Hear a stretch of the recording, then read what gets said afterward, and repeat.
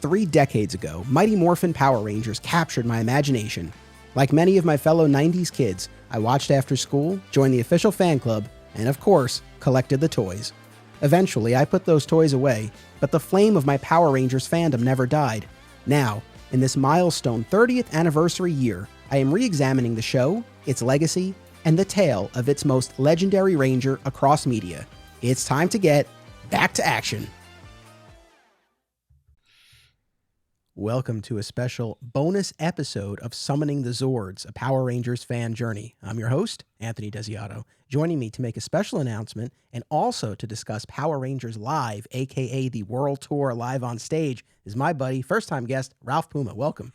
Hey, thanks for having me. Very excited to tear into some Power Rangers. Yes, I'm glad that we could get you on the show. I definitely want to ask you about your Power Rangers fan journey. We'll talk about this live stage show, which I attended as a child, as an 8-year-old at Radio City Music Hall. So I have a very special attachment to it. Interesting to revisit it with adult eyes in 2023, but we'll talk about all of that. But first, I did want to announce that we are going to be powering down. Summoning the ZORDS will be concluding in September with episode 20. Now, for those of you who have been enjoying the show, first, thank you.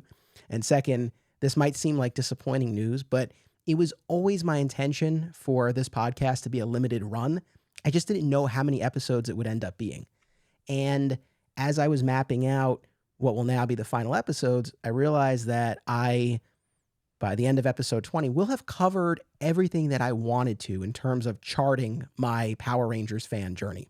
So the intention was never to cover the entirety of the Power Rangers franchise. Obviously, there are so many more seasons beyond what we've talked about. But my intention was always to, again, chart my fan journey and to kind of look at everything through the lens of Tommy Oliver and his path across the franchise.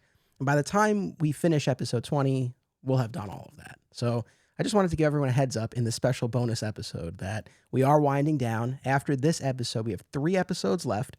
We have a really fun one on Super Sentai, the Japanese series that was the basis for the Power Rangers franchise, which was eye-opening to finally look at.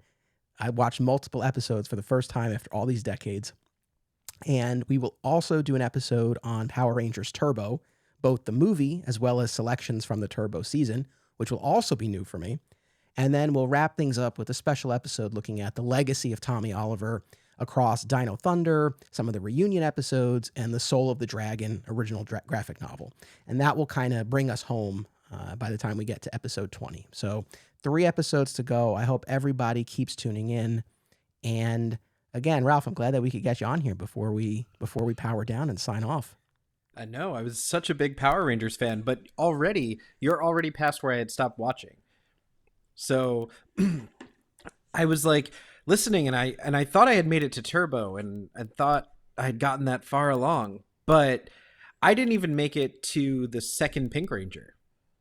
Oh, wow. Yeah. Oh, okay. So you didn't even make it out of Mighty Morphin. No. Oh, okay. Interesting. All right. I want to get into that. The last thing I'll say for our audience here is just like I say, well, just like the franchise says, once a Ranger, always a Ranger. Just like I say at the end of all of these episodes, once a Ranger fan, always a Ranger fan. I will take it one step further. Once a Ranger podcaster, always a Ranger podcaster. So while we are going to be powering this podcast down shortly, never say never. And although I don't have any specific plans for a return engagement on this podcast and anytime soon, we'll see what happens in terms of the franchise. And there may be opportunities to do specials or to do a little limited run or something like that. So the point is, if you've been enjoying the show, however you're subscribed, wherever you're subscribed, whichever audio platform, or if you're subscribed on YouTube, wherever, keep that subscription because you never know when there might be another edition of Summoning the ZORDS, especially since we have Amy Jo Johnson coming out with her comic book story next year. I know David Yost has been trying to get this Quantumania project off the ground for a long time. Perhaps most notably, we have this long-promised Netflix reboot where the franchise would be completely re-envisioned from the ground up, apparently. Of course, we had the Once and Always special, which we talked about on the show, and Still kind of an open question. Will there be more specials, more Mighty Morphin specials? Will other seasons get anniversary specials and things like that? So there are any of number of things that could come up over the next year plus that would warrant a return. So again, we may end up coming back to action at some point, but for now, for the time being, episode 20 is going to do it for us. So thank you, Ralph, for helping me make that announcement. 20 is impressive. I think it's a solid run. I'm very pleased. I think that's great. I'll save more of this for when we get to the actual series finale, but honestly, and that's why, again, this is in no way, like, we've been doing well. People have been listening, making great feedback. It's nothing like, oh, it's not going well and that's why I'm stopping. It's been going really well. Like, I've gotten so much more out of this than I really ever thought that I would, in terms of looking back at this thing that I loved so much as a kid, but then really just didn't have much experience with in the decade since. And so going back now and rewatching and reading the new comics and playing the video games and watching this stage show and all this stuff and talking to so many people, having these extended, in-depth conversations at this level that I never thought I would have in my life, it has been immensely fulfilling. So much so that I'm fulfilled. I'm satisfied. I've done what I set out to do with this, is sort of where we are at the moment. But as all good works should be, they should come to an end. Like, I was listening to your other podcast recently, talking to Rich Roney about how comic books are kind of moving towards limited series and all of that. And I think it makes sense for things to have a clear, finish, instead of pushing things on past where you are satisfied. That's the thing. And with Power Rangers in particular, because I have had people ask, I've had actually people volunteer to be guests for episodes on things like Power Rangers in space and other seasons. And look, I say this now, who knows, a year from now, I might be like, guys, we're doing Power Rangers in space and we're doing all the other seasons. I don't know. But my feeling right now is, I think to whatever extent the show has worked, I think it's because it's that combination of the memories of watching it as a kid with the fresh perspective of looking at it now.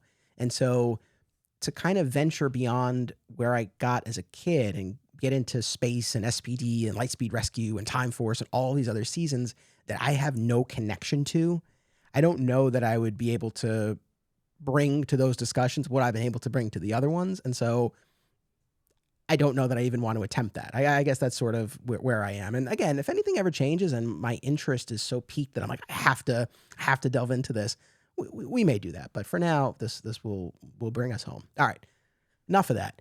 Your Power Rangers fan journey. So you were starting to lay it out a little bit. I mean, I was doing the math because, again, as I've talked about, Power Rangers started when I was in kindergarten, and I've got, I think, good 3 years on you. So you were a really little kid when this started. So how and when did you get into it? So it must have been, I remember it had to have been pre-K, right? So for me, it was pretty close to the beginning. So the mania had gotten to a point where there was like McDonald's toys for it. Because remember, we're dealing with like kid brain here. So like it's all kind of hazy and mixed together. And I can't tell you the exact years or time frame, but I can kind of tell you the feelings and, what I remember. And one of like my first like clear memories of loving Power Rangers was like being in pre-K and everyone like setting up like, okay, you're going to be Billy, you're going to be Tommy, and like everyone getting ready to like play in the schoolyard. And then the next day there being an announcement, no more Power Rangers are being played because we don't want fighting in the schoolyard. So like, that's one of my very clear, like first memories of Power Rangers. No, I get it. No, that's the thing. I think I've talked about this before. I remember, so I went to one Catholic elementary school for kindergarten and first grade, and then I switched to another one starting with second grade. And I remember at the first school, they would not let us play or talk or draw Power Rangers for exactly the reason you just described. And then I remember switching schools, and there was no such restriction. And I remember, I was like, this is great. And not that I even have much of a memory of us playing it, but I definitely remember drawing. I am not in any way, shape, or form that kind of artist. Like I can't draw, but I still love doing it. And I remember just drawing Power Rangers all the time. So, but no, I mean, it's not refreshing, but it's like to know that someone else had that experience too. Because I remember that, like not being allowed at that first school. Like, and my mom was okay with it, and my dad was okay with it. They got me out like most of the toys. Like, I remember having like the morphing heads ones, some of the big, like, it's one of my first like Christmas memories was getting the Zord. So like the first Megazord, and that is an incredible toy for a kid to get. It's so cool. You have all the moving parts, all the little dinosaurs come together. I've always thought Power Rangers toys were better than Transformers, and they worked better too for the most part. So you got in at some point during Mighty Morphin. I mean, if you guys were already picking Tommy, so you were at least at that point in the series. Do you remember Tommy being the Green Ranger or the White Ranger, just in terms of placing where you got in? So I genuinely think my first episode was I remember Tommy being a good guy. And to me, it was like, wait, Tommy was bad? And like, you had to like wait for that episode to ever come back on again if it ever repeated. So I never got to see those episodes until much later on. But when it started, Tommy was like the coolest, like, of the like Power Rangers, and he was like the best of them, you know. So that's kind of how I remember Tommy. So it was like such a shock and a surprise. Wait, he worked for Rita? He was a bad guy? Like, that was a huge shock to me. Yeah, no, I can imagine. And then you said you tapped out before Kat, who took over for Kimberly. So that was midway through or so season 3 of Mighty Morphin. So yeah, I don't remember the ninjas in the show. Like, I don't remember seeing that in the show. I think I had already like transitioned over to like Goosebumps and maybe something. I liked VR Troopers a lot. I like jumped onto that and latched onto that one. So I kind of fell out around there. But when it comes back to going back to like the schoolyard stuff, this kid had this McDonald's watch, and it was this watch that told you where the putties were around you. And I remember like being a kid looking at this other kid and like, oh man, that something's up with that kid, because he's like getting paranoid and like he's looking at the watch. Oh, that's so cool. All right. Well, if you didn't remember the ninja stuff in the show, that was at the very beginning of season 3. So maybe somewhere around 2. But in any event, clearly, you know, part of your childhood, as it was for me and for so many. And then in all these years since, have you ever revisited it in any form? When it first came back to Netflix, I would put it on like late nights, just have it on in the backgrounds. And I had always wanted to make a more serious version that would be a comic book. And then I found out, you know, via you and this podcast, that they did that. And I was like, oh, that's awesome. Because it definitely has the story potential there. And it sounds like, from what I'm hearing, everything that you're talking about with the comics, that they tap into that. They tap into, like, you know, the cool stuff with Finster that could have been evolved on, and, you know. No, absolutely. That's the thing. I know I'm a broken record at this point with the comics. And actually, by the time people hear this, they will have already heard my discussion with our mutual friend, Chris Delando, on Shattered Grid, the big crossover event, and kind of like the tentpole story of the Boom era. And yeah, what I've been saying anytime we've talked about the comics is just it asks and answers all of the questions that I think we all had, or maybe didn't even think to have sometimes as we were watching it as a kid. And it just feels so intuitive. It's like, oh yeah, I mean, like you wonder about this or that, and you get to see these things explored in a cool way. So it, in a weird way, it sort of fills in certain gaps with the show that, again, maybe you never even knew you had, but then you read this and it's like, oh yeah, that I always wondered about that, or yeah, why didn't I ever think about that? So the comics have been a real delight. All right, this World Tour Live on Stage, aka Power Rangers Live. So there was a stage show sponsored by 7-Up in 94, 95, toured all over. I saw it. I was looking on Wikipedia. They had some dates. So according to that, I saw it. I know I saw it at Radio City Music Hall. It would have been then January of 95. So just to kind of put it in context.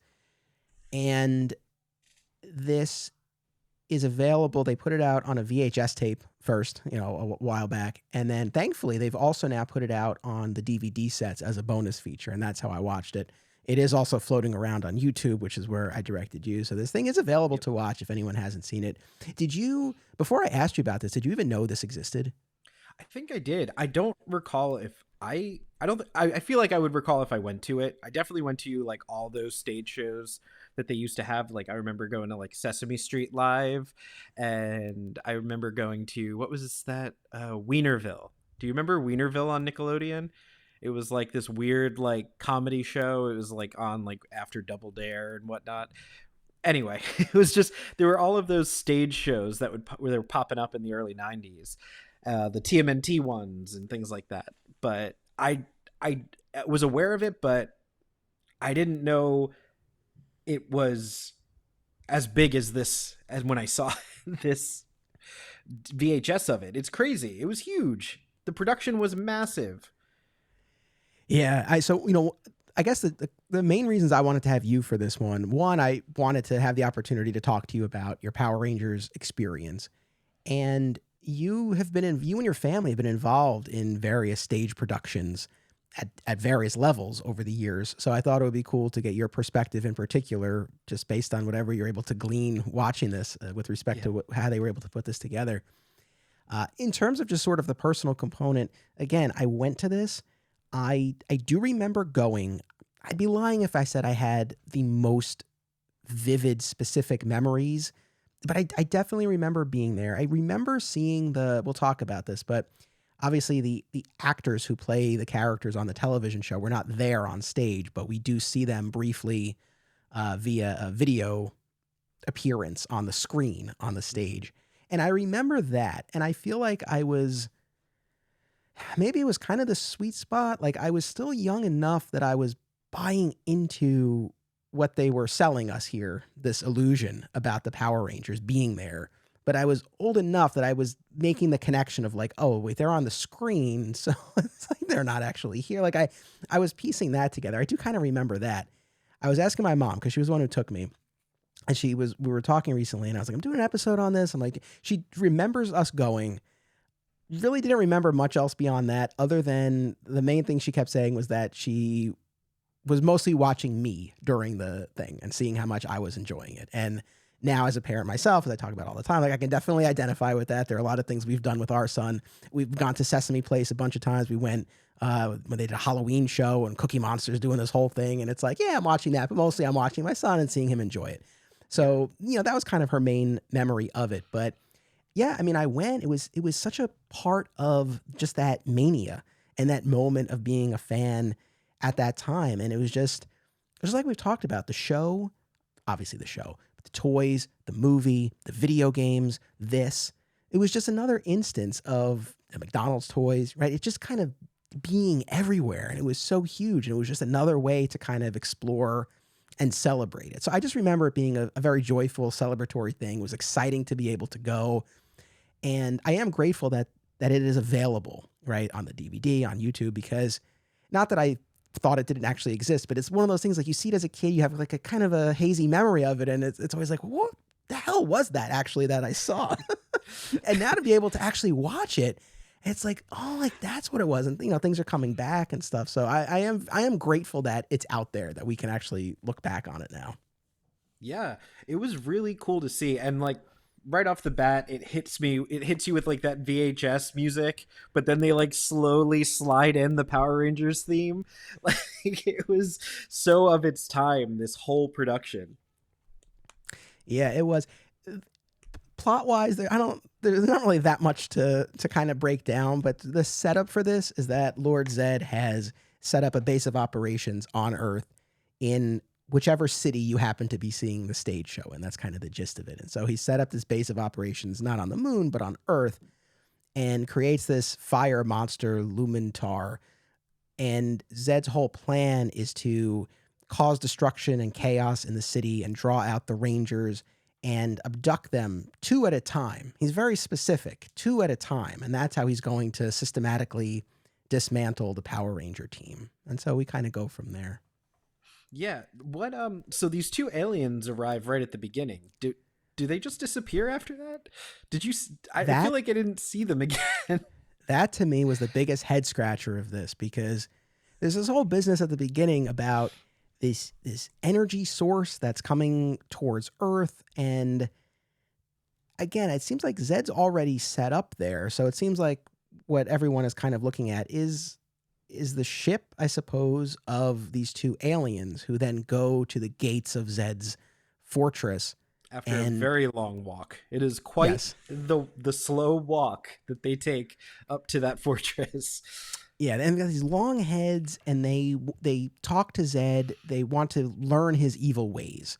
That's sort of the thing. Like they worship at the altar of Zed, and they pop up here and there. They are part, I believe, unless I'm imagining this, of one of the battles, maybe the final battle, but they don't have a critical role. And they're original to the show, to the stage show, as far as I Yeah. know. And as it was starting, I was saying to myself, "Oh, like I wonder what the deal was with them," and I'm sure they'll get to it. And then the thing was over, and I was like, "Wait a minute, that never had any kind of payoff." Yeah, Zed goes, "You two wait outside."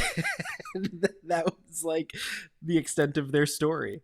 Yeah, so I don't know. So for anyone who hasn't seen it or isn't familiar with it, so it's just over an hour and change, and again, any of the actors from the show, they don't appear on stage, but the teenage actors in particular are represented again through this video footage. Zordon and well, Alpha appears both ways, right? We see Alpha via television footage, but then we also see Alpha on stage as well. The villains get a lot of stage time, I found. Yeah, definitely more than the Rangers.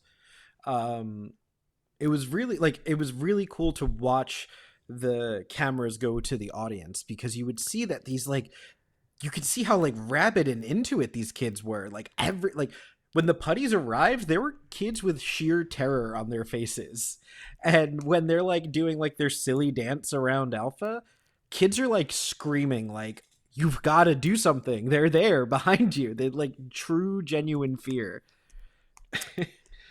I'm glad. Yeah, exactly. That's the thing with this. And I'm glad that they shot it in that way where you see the audience. And there are points in the show where Alpha and later the Rangers themselves call upon the audience, right? Towards the end of it, the Rangers fight this hollow monster, and the only thing that can defeat it is loud noise. And so they need the audience to scream and make noise to take out this monster. And there are various instances like that. And we could talk more about breaking the fourth wall and that whole aspect of it. But I'm glad that they did it in the way they shot it, and you see the kids' reactions, because as much as, we can sit here and kind of pick it apart and be like, why do they do this? Why do they do that?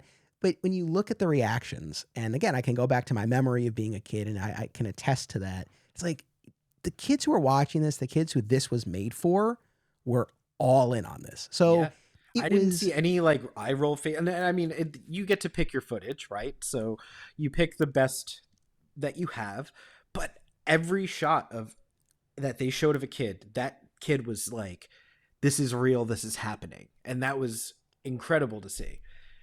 Regardless of the content, that made it so much more enjoyable to watch, was watching it cut back and forth. That's the thing. It's for what it intended to be, for the audience that it was intended for, it was a success. Yeah. Right. As much as, again, we can look at it now and there are things that are a little goofy, but it definitely achieved what it set out to. So, hats off to them. So, as much as, again, our regular actors are not there, they did record all of the dialogue. So there's a track that's running throughout that our costumed characters on stage are, playing along to. A lot of physical acting in this, right? A lot of arm movements and gestures, as even though they're not, the people under the helmets aren't actually saying those words at that moment. They really are kind of trying to pull you in with their performance, I thought. No, I thought a lot of these touring performers are of the younger bend, because tours don't really pay too great. Sometimes it depends on, what level of tour. And I would assume a tour like this would probably be you make a decent chunk, you get a per diem, and that's kind of it. So it's going to be a lot of working actors that are currently on strike. So it's going to be people who are, dancers and so they're putting their whole bodies into this because it does matter to them. They do care about this. This is their job. And it was really cool. the putty's all like delivered, even though like, you know, I'm sitting there as a Power Rangers fan and I'm like, that putty is so nice to this child. Like they should be terrorizing the people, but they're not. They're like being very like sweet to the kids and like making it not scary if they're too scared. And the putties were padding for time. You could tell that like when they were doing set changes and stuff on stage, they were like, all right, we got to roll these putties out to do something so that we can like set up the next set piece or whatever. So the putties had all these very like, you know, catering to the parents and the kids, because it was almost like, see, nothing's too scary about this show, nothing's too violent about this show. It was kind of like this pitch to the parents as well. It felt like a big like, we're gonna quell the parents, we're gonna hook the kids further. It was really fascinating to watch like those 90s stage shows, and this is like one of the peak ones I've ever seen. Like the pyrotechnics, even the giant blow up Zed, which at the very end is really cool. The only thing that like really I think got to me was like, is Zordon okay? Was it a different voice actor? I couldn't. No, I think no. I mean, I assume it was the same actor who did it for the show. It was just something was a little off in like at least the early half of the like before it got to the stage show part, like when it was doing that little pre-video with Alpha, something just seemed off and he was a little like stuttered and strange. Oh, interesting.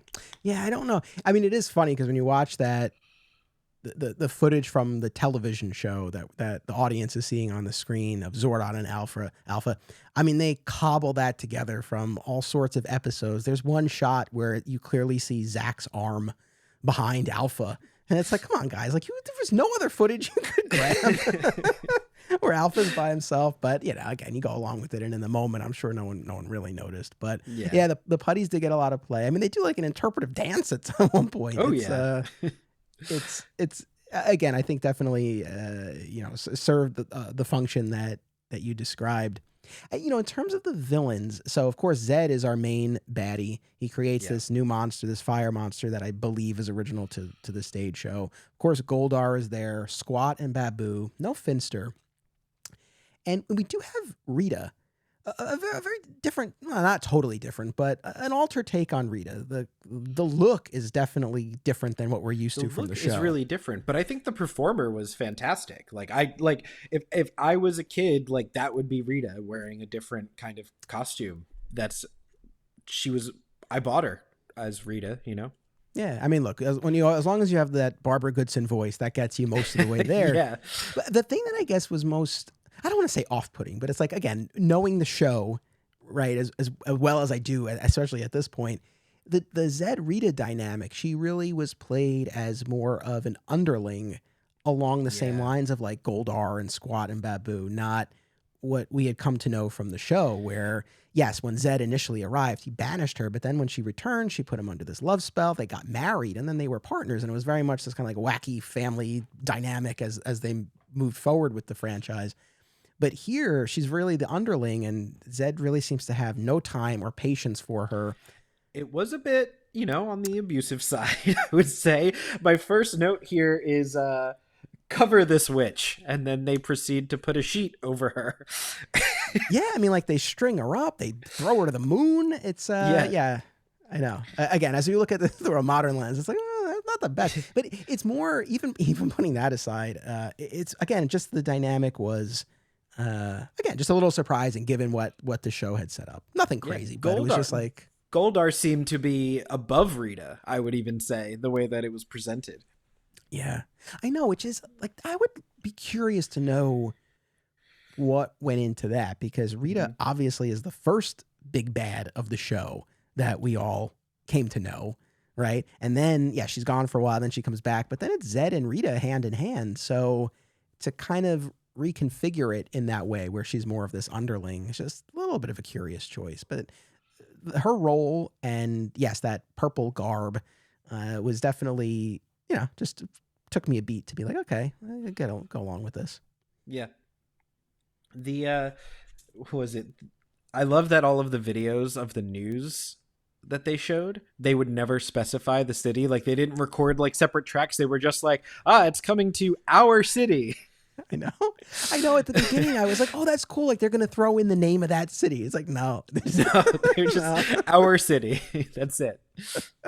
I saw that also when they were doing all of like the setup and getting the actors ready and everything. There was like this one cut that like, besides the music, besides like, you know, in the middle of like the YouTube version where the tracking had to get fixed, which was great, like just showing that the VHS quality and all of that. There was this one shot of a bunch of kids and the Power Rangers taking photos in front of the Dare logo, and I was like, wow, that is such a 90s thing.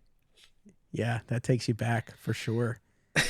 One of the things that I was thinking about is, again, the choice to not have the unmorphed teenagers physically on stage, right? Mm-hmm. Where when we see Jason, not Jason, we're in the era of the show where Jason, Zach, and Trini have left. So it's Tommy, Kimberly, Billy, and then Rocky, Adam, and Aisha. Again, when we see them unmorphed, which is very, you know, that's the other thing too. I think in my memory, I thought there was more footage of them on the screen, but it's exceedingly minimal. And it's mostly when they just get that original call from Alpha and then they morph, and I know, and that's kind of about it. The rest of it, yeah. You know, it's kind of cool where you see, again, our typical television morphing sequence, right? So, you know, you'll see Adam call out, you know, Mastodon, and then the actor in the Black Ranger suit pops out, you know, onto the stage. So it was cool how they blended it. But what I guess what I'm getting at is you could envision a scenario where this stage show just cast 6 actors to play these characters. But it's like, with that young of an audience, I don't think you can do that, right? Because they know the faces and the voices of our regular crew, right? But I don't know, it's just kind of interesting. That would be so hard to recast, because I think that was always something that broke for me when it came to, you know, the like pushing the boundaries of like what is real and what isn't. If faces are so important that, you know, the kids in the back, if you just had people who are like their body types and could move, like that's passable. But once you're like in those front rows, once they would show those people up on like the like screens, you would immediately be taken out of it, I think, as a kid, because we all knew who Tommy was, right? Like we know that face probably like right after our parents' faces that age. And so And you can't get the actors for this. This must have been a 48 like state tour. It must have done something along those lines, at least regional in like the Northeast. So you're talking, you know, 20 something dates at a minimum.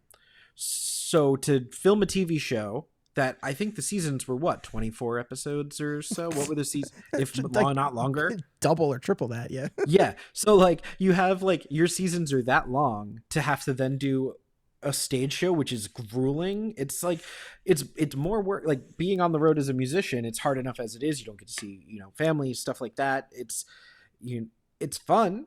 You have great experiences, but it is hard. It isn't an easy lifestyle to choose. So to go from filming a show to doing a live stage show, it wasn't going to happen with any of these actors, especially with all of the issues that they have with contracts, it sounds like, and you know how they even got paid that. And yeah, no, that's the thing. I totally would not have expected the regular cast to do this. I guess, yeah. I mean, I just think about a scenario where, again, they just cast other actors for this, but like we're saying, and that's kind of the fascinating thing about this. It's like that would shatter that illusion for that young audience. So I think the route that they went was probably the most appropriate one. But then the trade-off for that, and this was what I was thinking about as I was watching, it's like you really come to appreciate how much the unmorphed scenes with the kids, how much value they add to the proceedings on the show. And no Bulk Skull either. And I know you've had a complicated arc with I've Bulk come around. Skull. I've come around. I know. Yeah. I know. They are like the Shakespearean like comedic duo. They're like the cops, right? They literally become cops. So in like Shakespeare plays, there's always these like 2 to 3 characters that are just like idiots. and they're the ones who have to either solve the crime or they're the ones who have to do this thing, and they just can't do the thing because they're just there for like comedy to like pad for time and do that. And Bulk and Skull, like for such a ridiculous thing aimed at children, you still have this like Shakespearean like archetype of these like that comedic duo that like interrupts the scenes to kind of give like the layman's perspective. No, I agree. I was thinking about them too. And look, even when we talked about Once and Always, I love the Once and Always special, but I was surprised. I found myself, because especially at that point in my journey, I was still not totally sold on Bulk and Skull as an adult. As I'm watching it, I'm like, this is missing Bulk and Skull. Like you really do come to appreciate the role that they serve. So I was thinking like that too, moment. Yeah. Oh, I'm sorry. I like that go, moment being your realization. I picture like Cameron in like Ferris Bueller's Day Off. You're just watching this and like longing for Bulk and Skull. And no one was more surprised than I was. But like watching this reminded me of some of the episodes that we talked about previously in season 2 of Mighty Morphin, when the arc in particular was the return of the Green Ranger. And when Tommy's cloned and his clone becomes the evil Green Ranger and they face off and all that stuff. But as we talked about it, then there was also the wedding arc where Zed and Rita get married. And we talked about in that episode how those multi-part arcs on the show were made during the time of the filming of the movie. So these poor kids were doing the kids. I mean, they were old, but the actors were doing the show and the movie at the same time. And you see how they relied for those episodes in particular so heavily on the stunt actors in the full costumes. And there was very, very minimal in a lot of those episodes, very minimal unmorphed scenes. And, I could see how I was not really engaging with those episodes as much as I was with others.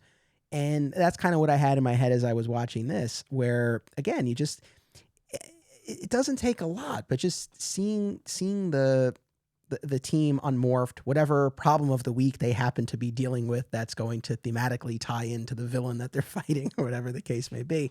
But a little bit of that goes a long way. I think you just recognize, one of the other things I've been a broken record about as well is, in the later seasons, the ninja season in particular, where you don't see them doing those unmorphed fights anymore, right? They instantly go to the ninja outfits and then the actors are gone. And you realize that original formula, the mixture of them at the juice bar or at school, the unmorphed fight with the putties, and then the morphed fight, and like all of that, each piece of that serves, I think, a vital function. And it's like a specific mix that all kind of has to come together. And so here, you took that piece out of it, and it's fine, and it works for what this is. But I definitely was thinking about that. Well, there's a major piece that I think is taken out of it that would have ruined it for me. You showed that you could shrink Rita, right? You showed that you can do all of these things. Why couldn't you shrink a small city to have the Megazord come out to fight, and just have that moment for the kids? Because that Megazord not being there, like, you can't have this giant robot come in and do something, but you could have done something creative. Like, I just thought that was missing, because there is that structure does work because it builds stakes. You have them. They're always attacked when they're most vulnerable, right? So they're always attacked when they're as themselves. In that moment, there's so many options you can do. You could take away their morphers. You can kidnap one of them. You can do all of those things once they're in that, vulnerable state. But then once they get morphed, then the escalation starts to obviously, all right, well, now we've got to grow the monster, and now the Zord's got to come. But to have those moments of vulnerability leading up to that, I think, is so important. Because if they're not like Superman, no offense, and I love Superman as well, they're teenagers, and I think that vulnerability kind of gives you that perspective.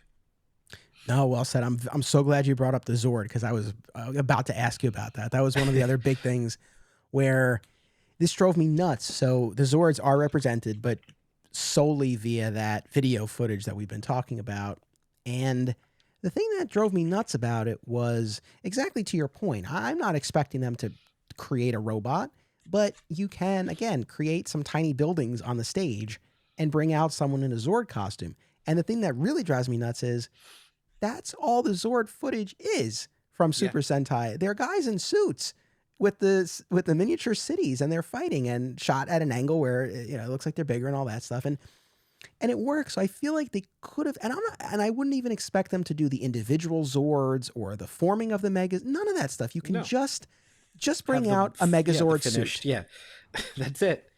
And I think that I agree with you. I was like, man, like that feels like such a missed opportunity. Like I mean, look, and again, I have never been involved with the stage production, and so I'm sure it would have involved a fair amount, but it's like there is precedent for it in their own show. So yeah, that was like such a missed opportunity. Even with having the actors on screen and a different group playing the Rangers, like you have the dynamic from the show.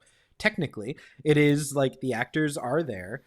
They are not playing the people in the suits, so that is kind of like still in line with how the show works, regardless if we miss like some of like the more hangout scenes, the more down to earth stuff. But it's a stage show, so it has to be like the most important big day of these characters' lives, right? So that's kind of the whole point of doing a stage show. It has to be the biggest, most exciting, most important thing that's happening because it's happening presently. Did they necessarily succeed? We were with the villains a lot. I don't think there's like an arc that you can point at and be like, comparing it to a traditional like stage show or like a well-formed piece of artwork. Oh, this character started here, they ended here, and now they've, this character has changed. We don't have that with this at all. I wouldn't even say like that happened with Zed or Rita. It was just very like they beat Zed, it ends, and everybody goes home. Yeah, there's a plot, but there's really no story. Really isn't. If someone's like, what's this about? It's like, not really about anything, but this is what happens in it. Yeah. Although Billy does come in for the win multiple times. He he changes like the clouds to like rain down some. I forget exactly. I know what it they load up Kimberly's Zord with I forget the exact iodide substance, but they seed the clouds to make it rain, and the water takes out the fire monster. Oh my God, I forgot about this. The entire time they're like, I don't know if this is like geared, like they were like, yeah, these are kids, so they're like they're dumb, they don't have to worry about it. We'll make this really obvious for them. But the whole time the monster walks out and his first words aren't like I'm the strong. It's like, man, I really hope there's no water. and like Zed and Goldar start going, our plan is flawless, and I'm sitting there and I'm like, there's a pretty big flaw, guys. Well, it's the same thing when they build the Hollow Man monster later, and they announce like the only thing that can defeat it is sound. It's like, that sounds like a serious design flaw. First of all, why?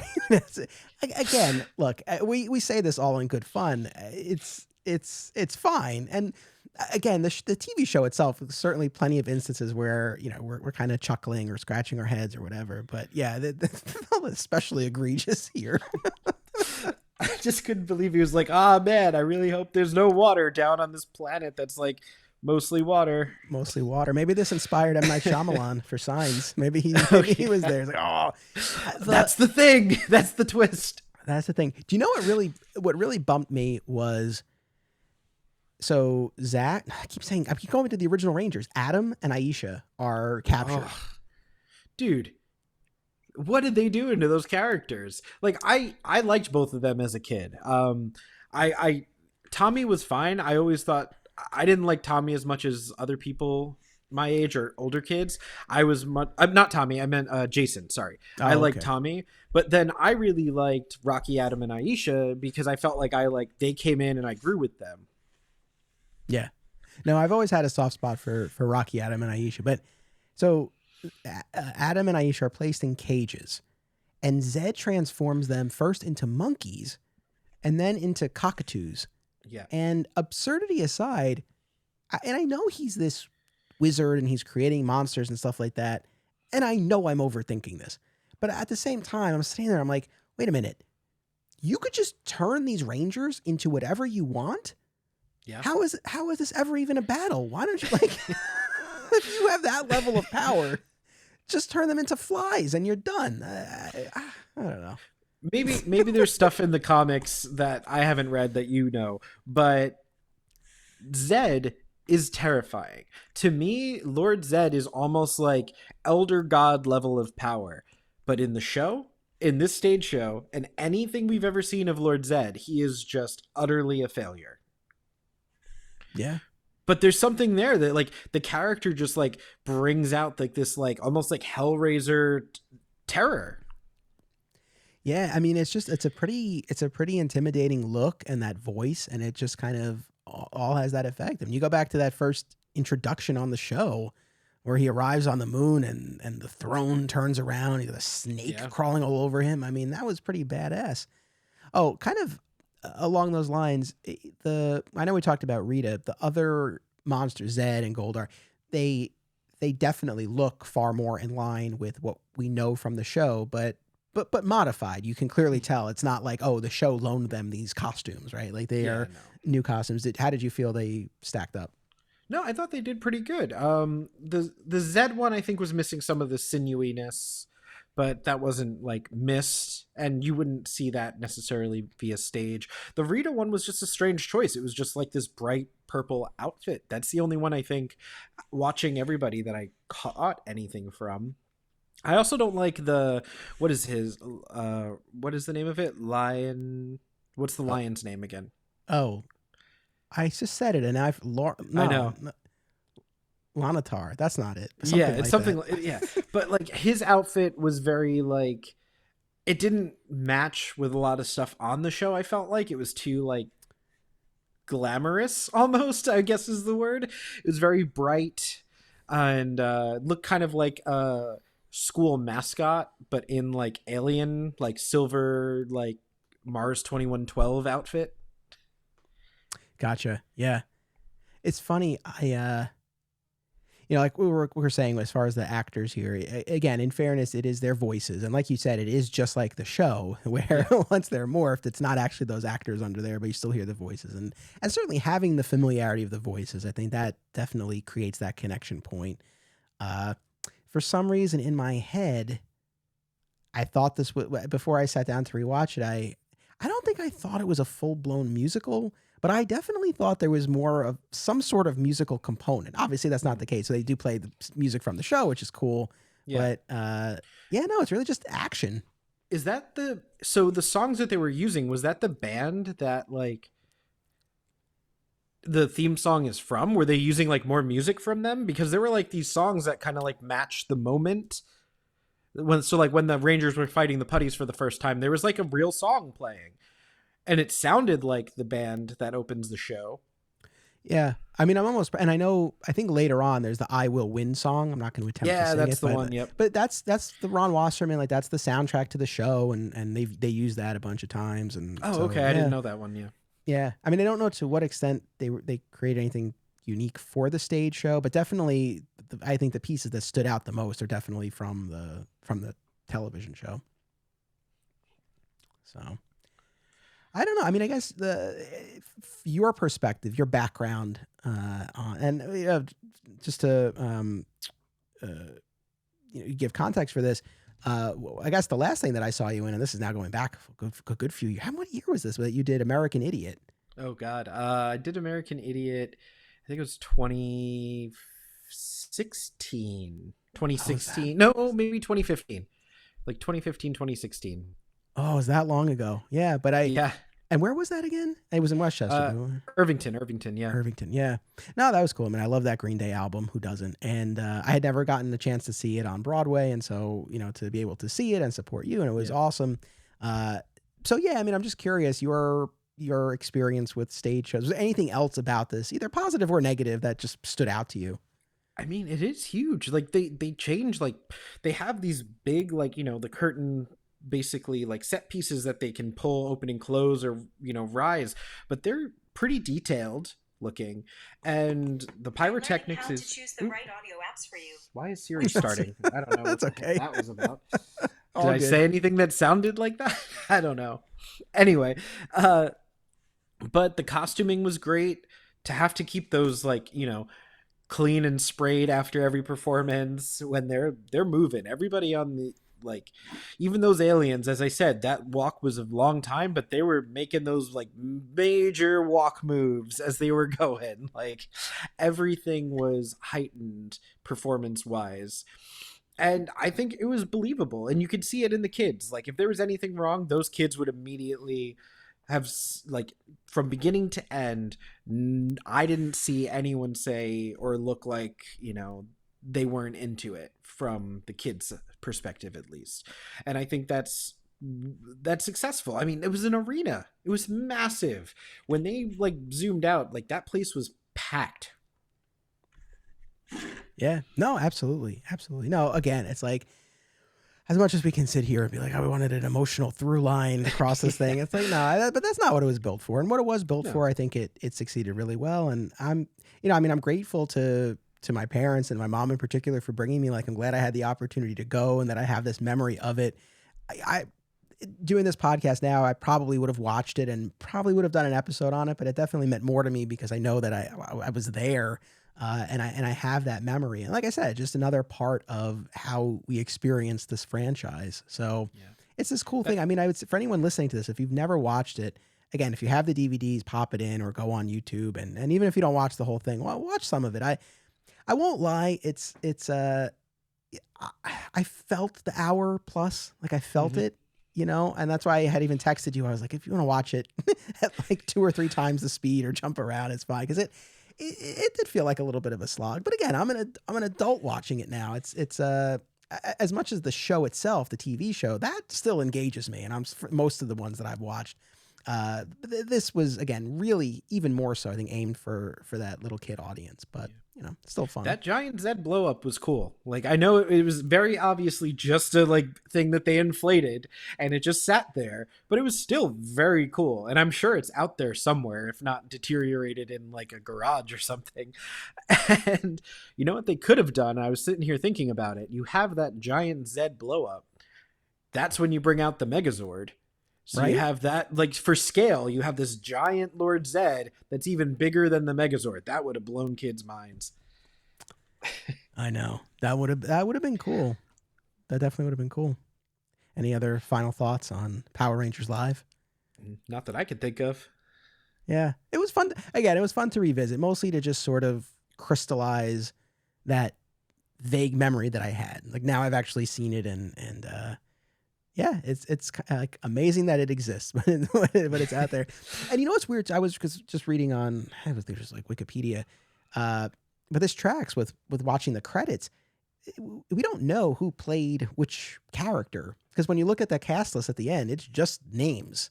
They don't link them up to anybody. So again, we know generally who was in the production, but it seems lost to time who was who in this. I'm sure they remember that. Yeah, sure. That's very important to them. They got to be in that Power Rangers stage show. It's probably a big deal. And I didn't recognize any of the names. But they could have, people in that could have potentially gone on because a lot of those touring shows are kind of like the first step to Broadway. If you could do a touring show, you could definitely handle the workload that it takes to be on Broadway. So it's kind of a fast track to that. Yeah. Well, listen, I thank you very much for watching and for coming on here and having this discussion. I got to share real quick. So we've talked about the toys in a bunch of episodes. It always comes up because the toys are such an integral part to all of this. I don't know that I already said what the next few episodes are going to be. So I don't have an episode planned fully devoted to the toys because, again, we're always talking about it. But I did just want to share that recently I took my son, we did a little road trip to a toy store, and they specialize in vintage toys, and they had some Power Ranger stuff. Not as much as I thought they were going to have based on the photos that they were always posting when they acquire collections, but I know stuff comes and goes. It's all right. They had some Power Ranger stuff, but they had loose figures, but they were in bags and in really good condition. I don't know if you remember, like I don't have the exact dimensions, but like the bigger sized action figures, like they're action figures, but they were the big ones. And they like had less moving parts, right? It was like only like the 3 or 4 places for articulation. Yeah. Yeah, but really cool. And I bought a White Ranger one again out of the package, but in really great conditions, $25. And I wanted to get something. They had other stuff that was packaged that was more expensive, and I was like, I just kind of want like a little memento of our trip here to the store and of Power Rangers. And so I got that, and I got my son. He wanted a Batman toy, Nice. and he broke my White Ranger within a day. No way. I think the next day I had gone upstairs, and then I came down, and my wife was like, he broke your White Ranger. And I was like, what? I have to say though, I took it shockingly well. I mean, I don't want to pat myself on the back, but like I was, because, I think about myself as a collector back in the day and stuff. And, not that I would have exploded at him, but it's like, I could envision a scenario where I was like, I can't believe it is broken. I was fine. I really, because with a little crazy glue, I think we can salvage it, and Yeah. it's fine. But barely a day. Didn't even make it a day. That's it. That's my story. He just knocked it off the counter. He just knocked it off the counter. Those things were like, it was like plastic though, right? You know like what it was? It was it's the White Ranger, the shield. Oh, the shield. That's Got what it. cracked. Yeah, that makes sense. I think that one, no, it came in 2 parts with the action figure. But like the smaller one, you were able to like piece the parts together around Yes. the action figure. So was this kind of a similar situation, or was it like a slip-on, or? I believe it is still like the front and back. I think it's a clean break though. That's why I think, you could again, a little definitely crazy glue glue, it, it'll be fine. But it's just, again, I've been revisiting all this Power Ranger stuff, been thinking about the toys, lamenting the fact that I got rid of all the ones that I had as a kid. And then it's like, I'm going to go to this store, and, we had a great day. We had a fun time going on our little road trip and everything. And that's the important thing. That's the memory that I'll cherish. Yeah. But it's like, I go to the store, and it's like, the store experience itself wasn't kind of what I was hoping that it would be. And then it's like, all right, at least I got this one thing, and it's instantly broken. I have a White Ranger tragedy story too. When the episode came out of who it was going to be and who it was, the reveal was, I got picked up from my friend's house right before that episode came on. So I never got to see the reveal. And so like I remember just like being in the car bawling, but I'm never gonna know. And my mom like not understanding. She's like, what? Why does it matter? It's a show. Because she's like, it's a kid's show. But like for there to be this 2-part like cliffhanger, and it was like right at the cliffhanger, she was like, all right, it's time to go. And I was like, no. Oh man, I had that with I can identify. I remember Saved by the Bell, Wedding in Las Vegas. I remember that the TV movie that wrapped it up and finally married off Zach and Kelly. And I remember I was watching it, and we had to leave for something. And it was like, it took years, I think, before I finally like saw the end of this thing. Again, for people, I think most people who are probably listening to this are like probably in our age bracket, and they can remember a time before the DVRs and stuff. But for anyone younger, it's, again, not to make us sound like such old men, but it's like, no, it wasn't like, oh, if you miss something, you have a million ways to watch it. It was like, if you missed it, you had to hope you catch a rerun at some point. Good luck. Yeah. I don't think they ever even reran that. I don't think I ever saw that episode until the Netflix, put it out again. And I think maybe it's just something we all have to experience, some kind of like hero's journey growth moment. We have to not be able to see the reveal. I know. Oh, that's a tough, because it's like, not to knock the show, but you think of all the kind of, I don't want to say throwaway, but the run of the mill Monster of the Week episodes, right? If you had to leave during any one of those, you get over it relatively quickly. But that one, and I don't, and again, I don't mean to rub it in, but really when we rewatched that 2-parter, I really felt like that was the high, other than Green with Evil, I suppose, but I feel like that was the high point of the original era, because that was the last hurrah for the OG crew. It was definitely like a peak writing. At least when I like went back and watched it, I was like, oh, these are pretty decent, Yeah, no, they held up well. Well, I'm glad at least now you've been able to see them. And at least the youths today, they won't have to worry about that if they. Yeah, it's funny too. It's like it's funny. Even the concept of missing something. I don't think kids today would even think in those terms. No. You know? No, not with TV shows, because they all watch like, stuff on the iPad, and they can throw up anything on Disney Plus, and you have 90% of like what they've ever made right there. Yeah. All right. Where would you like to direct folks if they want to follow you, if they want to check out your music? Oh, I'm just Ralph Puma on everything. You could search my music on all of the streaming platforms. I am, Ralph Puma on Threads now. I've started that social media one. It's good to have like early Twitter days back. And then Instagram. So Threads, Instagram, and then Spotify, Apple Music. That's kind of where you can find me. I tend to avoid Facebook for the most part, and I left my Twitter once the regime change happened. Gotcha. Well, I hope people will check that out. I appreciate you coming on here. I'm glad we got to talk Power Rangers. Yeah, thanks, man. Oh, my pleasure. Audience, thank you for tuning in. Again, we are winding down. We are powering down with episode 20 in September. So that means we have 3 episodes left in 1 week. We have our Super Sentai discussion. 2 weeks after that, we'll be talking Turbo. And 2 weeks after that will be our series finale on the legacy of Tommy Oliver. So don't miss any of that. I hope you'll keep tuning in. Of course, once a Ranger fan, always a Ranger fan. This show is part of the Flat Squirrel Podcast Network, home to Digging for Kryptonite, another exciting episode in the adventures of Superman, Summoning the Zords, and My Comic Shop History, available wherever you get your podcasts. Be sure to subscribe and leave a review today. Sign up at patreon.com/Anthony Desiato for additional content. Thank you all.